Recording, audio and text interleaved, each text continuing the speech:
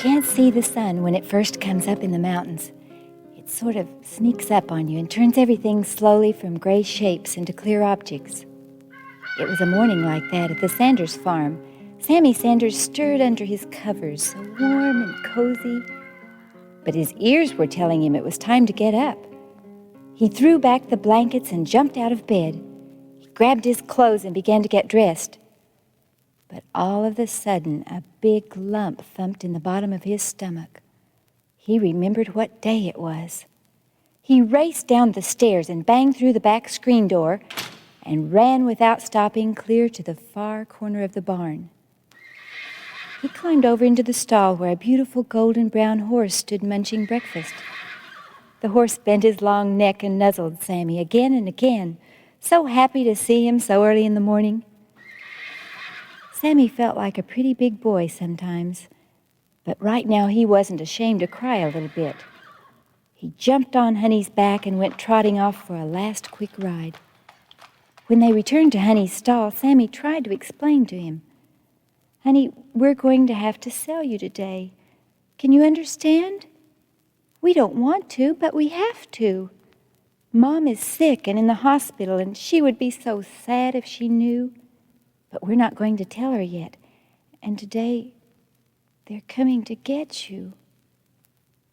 Honey didn't understand, of course, and she just made Sammy feel worse by looking at him with her big, glistening eyes. "You're the best horse any little boy ever had in the whole wide world, and I'll never, never forget you." Sammy knew he had to leave Honey and do his chores before breakfast. He slowly walked backwards out of the barn. Suddenly, he turned and ran quickly to the chicken pen. His first job was to feed them.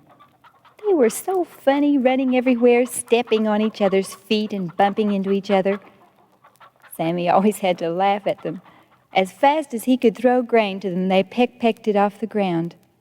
They made thankful sounds in their throats all the time he was feeding them, and that made him feel a lot better. Sammy could hear his dogs out behind the barn. They were probably chasing a squirrel or chipmunk. The morning was so pretty, and Sammy wished that he could forget the lump in his stomach and just think of this as another day. On the way to feed the rabbits, his steps got slower and slower until he was standing still and staring at one special mountain off in the distance. It was just now getting sunlight on it. "High chocolate chip mountain," he said. On the way to feed the rabbits, Sammy scared the pigeons in the hayloft. They quickly settled back on their perches. "Good morning, Mr. and Mrs. Rabbit," Sammy said. "How are you today? Would you rather have carrots or lettuce for breakfast?" The rabbits didn't make any sounds. They just did a little hip-hop from one end of their cage to the other and nibbled, nibbled, nibbled. Sammy could hear his father in the barn milking the cows, and he wondered if his father remembered what day this was. Later at breakfast, Sammy was very quiet. His feelings were all down inside him, churning and churning around. His stomach wasn't very hungry, but he was trying to eat what his father had cooked. "You don't look too happy, son," his father said. "I'll bet you're thinking about Honey." Sammy nodded, looking at his plate. "It makes me awfully sad, Sammy, to have to sell your horse. But I know you want Mommy to get well, and it's just that we don't have anything else on the farm that we don't need to keep the farm going. I think by next summer maybe we'll be able to buy you another pet." Sammy just kept chewing on a big bite of food that wouldn't seem to go down. Finally, he was able to say, "I want Mom to get well and come home more than anything else in the world." "I know you do," said his father, "and I think the money we'll get from selling honey will just about make that possible. This is just between you and me. Your mother would be very sad if she knew her sickness made us sell your horse." Sammy wandered out to the front porch and sat on the steps with his chin in his hand. He thought about how lonesome the house was without Mom here. Sometimes he forgot to tell her that she was really the greatest mom in the whole world. She would do anything for him, and she always took such good care of him when he was sick. He really worried about her before the doctor said she was going to be all right and could come home in a few weeks. He was looking at his favorite mountain again and thinking that it was so small, probably Honey could jump right over it without even trying. He was thinking so hard he barely heard Grandpa's pickup truck drive up. Grandpa came to sit beside Sammy on the step. You see, Sammy's grandpa was a very wise old man. He knew what was happening today, and he knew all about little boys and their feelings. Sometimes Sammy felt like no one knew more about little boys than Grandpa did. Grandpa, do you know why I call that mountain over there Chocolate Chip Mountain? Because it's smooth and round and has little dots on it. They remind me of Mom's chocolate chip cookies. He wasn't going to let Grandpa see him cry, so he pretended like the sun was in his eyes and squinted them shut real tightly. Looks like a cookie to you, Sonny.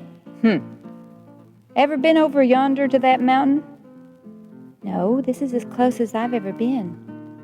Well, this might be as good a day as any to take you for a ride over there.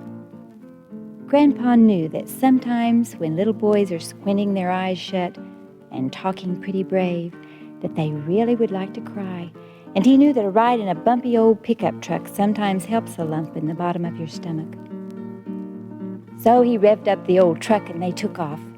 On the way they talked about important things, how blue the sky was, and how golden the wheat had turned and those white clouds wouldn't bring rain, and how the green trees would look pretty in the autumn when they turned orange and yellow. It wasn't long until Sammy looked right smack into the side of a huge mountain. He looked to the right and couldn't see the end of it. He looked to the left and couldn't see the end of it. What is this, Grandpa? Look at those huge bushy trees. And friendly-looking rascals, aren't they? His grandpa chuckled. This is your chocolate chip mountain, boy. Doesn't look like a cookie up close, does it? No, sir. It's just about the biggest mountain I've ever seen, said Sammy. Well, said his grandpa, as mountains go, it's not so big. But it's not so small either. On the way back home, Grandpa and Sammy were both thinking about how different the mountain looked up close than it did far away. When they had to stop and wait for a train to cross, Grandpa started talking about life. He liked to talk about life. He'd lived a long time, you see, and so he really knew a lot about it. You know, Sammy, sometimes our problems look really big when we're right up against them. But then when time passes and they get further and further behind us, they don't seem so big anymore. That surely doesn't mean they weren't big once. But look back at your mountain again. Looks a little bit like a chocolate chip cookie, doesn't it now? It had taken quite a while to drive over to the mountain. Grandpa had thought about that, of course. And when they drove up the brown dirt road to the farmhouse, Sammy could see a horse trailer disappearing over the hill. They'd come and gotten honey while he was gone. He knew it wasn't any use to fight back the tears now. They were just falling down his face despite all he could do.